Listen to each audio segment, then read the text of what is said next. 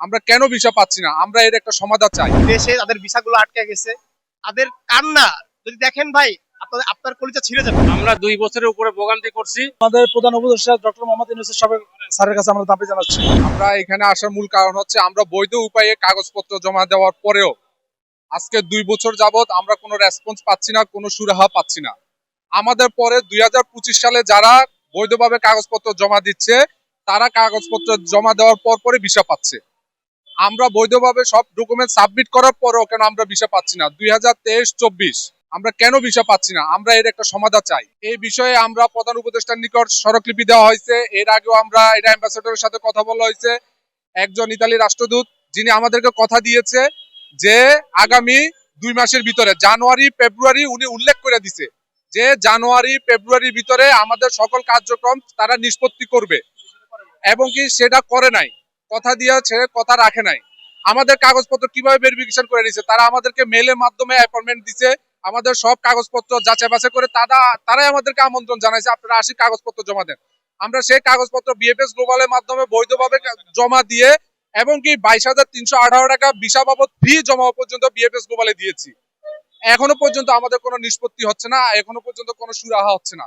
আমরা এটার সমাধান চাচ্ছি। সকাল থেকে এখানে উপস্থিত আছি সবাই। আমরা ভাই চেষ্টা করতেছি যাতে আমাদের প্রধান উপদেষ্টা একটু কাইন্ডলি দয়া করে আমাদের দিকে একটু দৃষ্টি আকর্ষণ করে বা আমাদের দিকে একটু দেখে যে আমরা যে এই যে 2-3 বছর ঘুরতেছি ভাই। 23 সালে সবচেয়ে বেশি ভুক্তভোগী ভাই।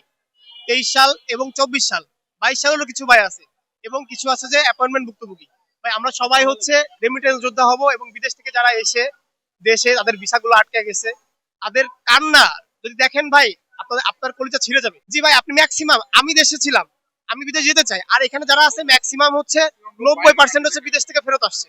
তারা এখন না, তাদের ভিসা ক্যান্সেল হয়ে গেছে, তাদের এমন টাকা নেই যে তারা আবার অন্য দেশে যাবে। তারা ফিরে আসছে, তারা বৈধ কাগজপত্র পাওয়ার পরে তারা দেশে আসছে।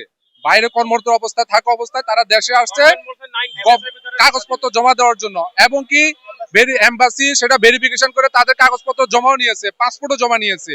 পরবর্তীতে এম্বাসি এখনো পর্যন্ত কোনো রেজাল্ট দিতে পারতেছে না, তারা তাদের গন্তব্যস্থলে যেতে পারতেছে না।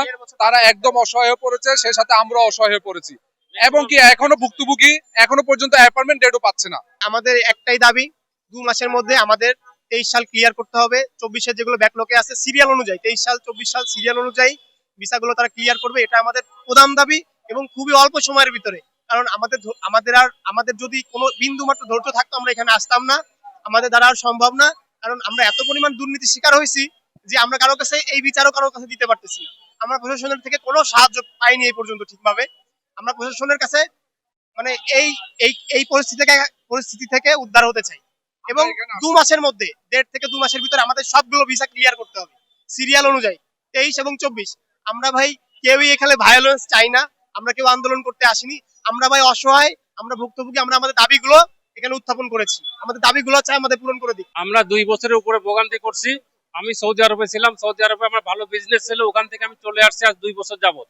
তারা সমস্ত কিছু জমা নেছে। যদি আমাদের ভিসা ফেক হয় তাহলে তারা রিজেক্ট করে দেবে, আর অরিজিনাল হলে কেন ভিসা দেবে না? যেখানে 90 ডেজের ভিতরে ভিসা দেওয়ার কথা, সেখানে আমরা 2 বছর যাবত ওয়েটিং করতেছি এই দেশে। এটা কি সম্ভব? ওয়ার্ল্ডের কোথায় আছে এই ধরনের অনিয়ম? এটা আমরা ডক্টর ইউনূস স্যারের কাছে রিকোয়েস্ট করবো, এটা যেন তারা ভালোভাবে দেখে। আমাদের বিএসএফ গ্লোবাল এটাতে ম্যাক্সিমাম প্রবলেম করছে। আমরা গেলি পরে বলে যে ভিসা হবে, আপনারা ওয়েটিং করেন। আমরা দেখতেছি কতবার যাচাই বাছাই করবে একটা জিনিস। 2 বছর যাবত আবার একটা কাগজ যাচাই বাছাই করতে লাগে, এটা অসম্ভব। আমরা অসহায়ের মতন পড়ে আছি এই দেশে।